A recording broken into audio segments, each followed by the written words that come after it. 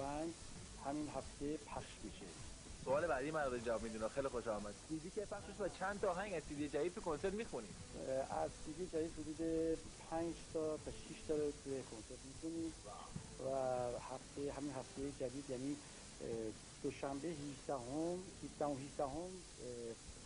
فردا جمعه حدود 20 فکر میکنم شروع میکنم پخش میکنم اروپا همین 3-4 روز دیگه شروع میشه.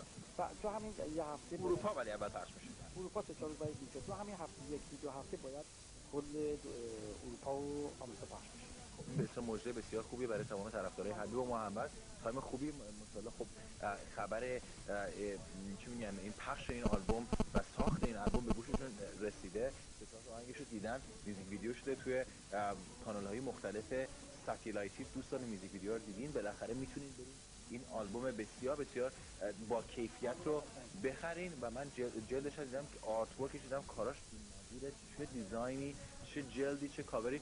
خیلی خوش آمد. خیلی سبک، خیلی هم خیلی مدرنه، هم خیلی خاکی، هم خیلی به نظر من میگم یه چیزیه که طرفدار حبیب محمد خوش